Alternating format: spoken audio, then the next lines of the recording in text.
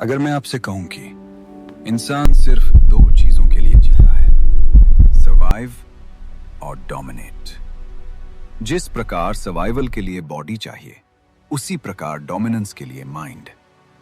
अगर तुम सिर्फ सर्वाइव कर रहे हो तो सिस्टम तुम्हें कंट्रोल करेगा, पर अगर तुम डोमिनेट करना चाहते हो तो पहले खुद को रेगुलेट करना पड़ेगा। क्योंकि सर्वाइव तो जानवर भी कर रहे हैं, इसलिए वीडियो को पूरा देखना। वैसे रेगुलेशन के 6 फेज हैं। रेगुलेशन का first phase the comfort illusion. Human brain comfort choose करता है। अलार्म बजे, तुमने स्नूज कर दिया। वर्कआउट का टाइम, कल से पक्का। हार्ड कॉन्वर्सेशन, छोड़ना। तुम्हें क्या लगता है ये लेजीनेस है? ये लेजीनेस नहीं है, ये अनट्रेन्ड नर्वस सिस्टम है। तुम्हारा ब्रेन शॉर्ट टर्म डोपामीन का एडिक्ट बन चुका है। स्क्रॉल इजी है, पुशअप पेनफुल है। और जो इंसान डिस्कंफर्ट अवॉइड करता है वो ग्रोथ भी अवॉइड करता है।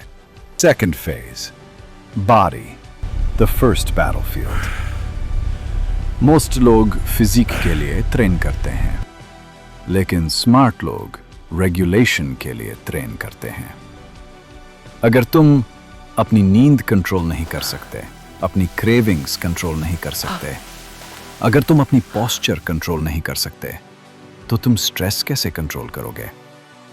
तो ये समझो कि हर रैप एक साइकोलॉजिकल वोट है। तुम ब्रेन को सिग्नल देते हो कि I decide, not my mood.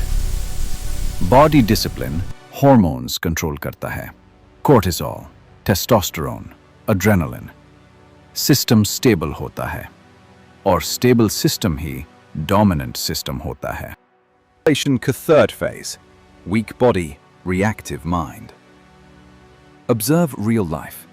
जो physically fragile होते हैं, वो emotionally reactive होते हैं।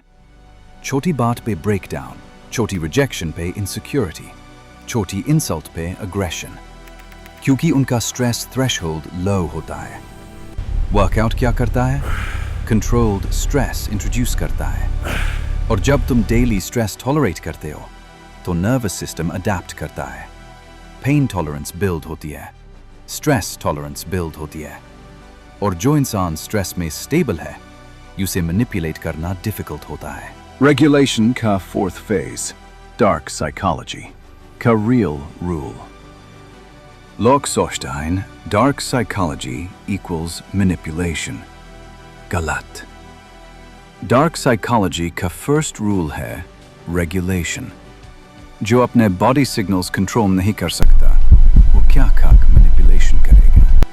वो स्ट्रेस में ब्रेक डाउन करेगा, और जो स्ट्रेस में ब्रेक डाउन करेगा वो इन्फ्लुएंस होने के लिए रेडी होता है। मैनिपुलेशन इजी टारगेट पे काम करता है, रेगुलेटेड माइंड पे नहीं। रेगुलेशन का fifth phase, train the mind. Body train करना विजिबल है, पर माइंड ट्रेन करना इनविजिबल है।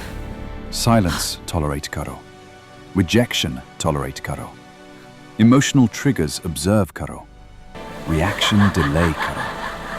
अगर कोई तुम्हें ट्रिगर कर सकता है, तो वो तुम्हें कंट्रोल भी कर सकता है। माइंड डिसिप्लिन रिएक्शन कंट्रोल करता है, बॉडी डिसिप्लिन हॉर्मोन्स कंट्रोल करता है। दोनों मिलकर नर्वस सिस्टम स्टेबलाइज करते हैं, और स्टेबिलिटी ही पावर है। Regulation का sixth phase, why most people fail. Most लोग जिम ज्वाइन करते हैं 2 weeks, फिर क्विट। क्यों? क्योंकि उनका गोल एस्थेटिक्स था, उनका गोल अथॉरिटी नहीं था। जब तक तुम्हारा गोल सिर्फ बॉडी है, तुम क्विट करोगे। जब तुम्हारा गोल नर्वस सिस्टम अपग्रेड है, तुम रुकोगे नहीं। अगर तुम सिर्फ बॉडी के लिए ट्रेन करोगे, तो मोटिवेशन के साथ स्टार्ट होगा और मूड के साथ खत्म होगा। लेकिन अगर तुम सर्वाइवल से डोमिनेंस शिफ्ट के लिए ट्रेन करोगे, तो हर वर्कआउट साइकोलॉजिकल अपग्रेड बन जाएगा। Weak body emotional stability destroy करती है, weak mind physical power waste कर देता है। रियल डोमिनेंस लाउड नहीं होता, वो रेगुलेटेड होता है। Train your body, train your mind.